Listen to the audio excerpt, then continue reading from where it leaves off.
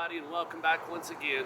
Here we are for another edition of Inside the Headset. It's week 6, it's game 6, and I'm with the head coach of the Riverdale Warriors, Coach Ron Aydelott. Coach, Friday night, able to come away with a win, 21-20 over Coffee County. Talk about a little bit about the ups and downs and swings of that game. Well, I mean, it's a win, so we're going to take it as it is and move on. Obviously, we lost a couple of guys early, one being our starting quarterback. We think we're going to get him back. Another kid we lost, Brandon Summerford. Unfortunately, it doesn't look like we're going to be as fortunate. But, so it kind of set a bad tone. They had a good crowd, and they had some special ceremonies, and we just didn't respond. I mean, as far as we did for bits and pieces, but we were, we just didn't play 48 minutes. And we have yet to play 48 minutes on three sides of the ball, on all three phases of the special teams, defense, and offense. So, we're just trying to get to that point. What point of the game did you lose the quarterback? After the second series. So, we played pretty much the entire game without it. Yeah, that's pretty true.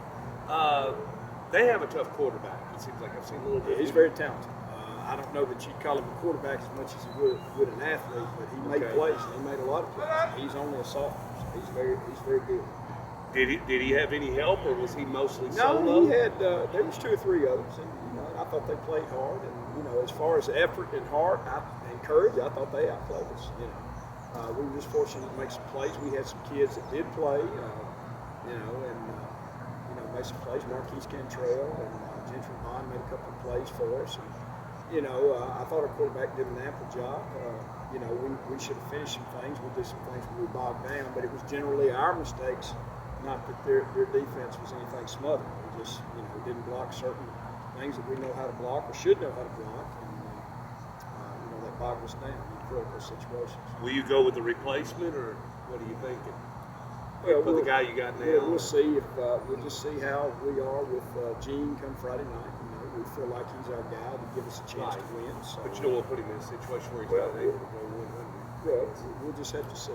We're real early in the week, and we'll see where we stand probably about Thursday and go from there. They're both getting reps, so we'll have either one of them ready. Still looking for a little bit of consistency, I'm sure, but you're 3-2. Got a game Friday night, and so where are you thinking? After heading into game 6, other than I have no idea. This team's all over. I mean, we beat a Hillsborough team who absolutely clobbered Hendersonville, who was the #1 team in the state, killing people.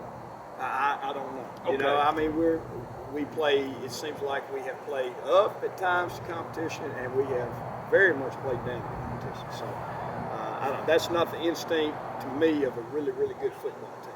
Again, that speaks of how we approach the game and how our consistency level is and how our practice approach is. We've got to find the answers. The kids have to find the answers within themselves. Yeah. There's no magic potion for that. How's practice gone this week? Well, we started out slow yesterday and, tried to challenge them a little bit. And, so it's bad. We're still learning how. It's a process. They don't understand that practice shouldn't be drudgery. It's got to be a Did a lot of these guys play youth football in middle school? I mean, I would probably yes, but football has changed so much. We're taking so much contact out of it and work. You can only do this, you can only do that. I don't know. And that probably has something to do with it. But work is work. And if you avoid work, you're not going to reap benefits. So we've got to learn how to work. We do it in spurts, just like we play in spurts on Friday nights. I know you're preparing for your next opponent. Talk a little bit about them and what will they bring to Riverdale. Well, they're going through some tough times. Tom Moore is a great football coach. Don't get me wrong; he knows his stuff. He's in a tough spot up there right now. But I've seen him on film. I'm impressed with their effort. They don't play anybody both ways, so they're going to be fresher than us. They're going to bring their best shot in here, and obviously after seeing the game that we played Friday night, I would say that they feel like they've got a really good shot to come in here and upset, especially with our head probably blown up as big as a pumpkin from homecoming. And, it's just going to depend on how our kids respect Warren County and respect an opponent and how they, if they're going to play or they're going to play around for homecoming. And at this point, we talk to them about that, but you never know. With each and every team's a little bit different. What do they like to do? they're going to run the football. They're going to play power football, and they're going to run a 50 defense. He may throw a few wrinkles in there, but they're going to be really physical and really fundamental. Athletically, they're not tremendously good, but they've got some players, and and I can't say that we're tremendously gifted athletically. We've lost some athletes down the line, so hopefully we can get the ball in spots to some people that give trouble, but they may give us trouble if they line up and try to blow it right up our fans. I don't know, so we'll just have to wait and see.